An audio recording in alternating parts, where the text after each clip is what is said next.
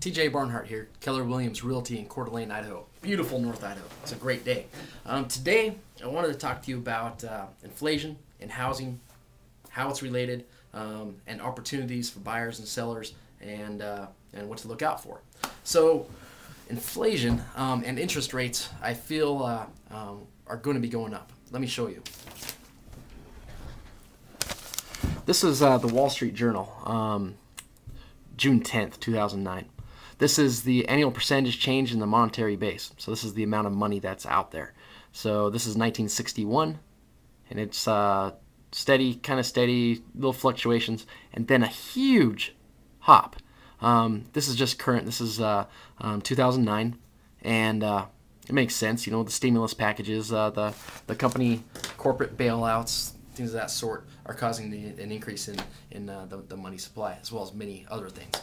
So this being off the charts, just exploding, inflation's coming, in my opinion, and so is higher interest rates. So what does this mean to buyers and sellers? Well, first off, you know what inflation is. It's the increase of the monetary supply.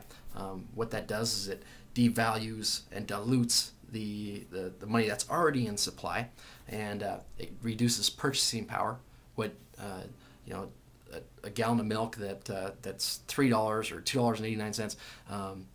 If inflation happens, it can go up to 4 or 5 or whatever. Just it takes more money to purchase the tangible good out there. So somehow unemployment, GDP, manufacturing, that all plays a role in inflation as well. So to counterbalance inflation, the Fed raises the interest rates. So currently we're at 5.79. I wanted to show you this article as well. This is actually came out today, June 11th. Rate rise clouds recovery, Wall Street Journal. So rates are increasing, and what that article was talking about is the buyers that qualified at 4.75% can't qualify at 5.75%. So imagine if it goes higher and higher, the pool of buyers is really going to shrink. So if the pool of buyers shrinks, that's going to increase our supply on the market.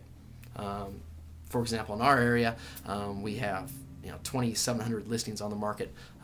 That's just houses, increase the vacant land, commercial, all that. But if we increase the supply of that, we still have the same or less amount of buyers. It's really turned it into a buyer's type of market. Now, if inflation comes, I'm suspecting we're going to have a lot more foreclosures because the purchase power of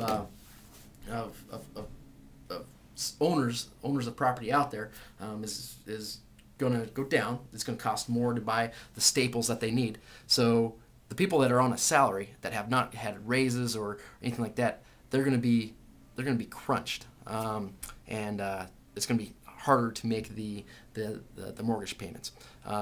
Throw in the adjustable rate if their rates reset and their payment automatically goes up, and they don't have any savings, anything like that. We're going to be seeing some foreclosures and even more short sales. So what that means is for a buyer is there's a bigger pool of houses to look at, higher quantity, and a higher quality, and lower prices. So there's going to be some big opportunity.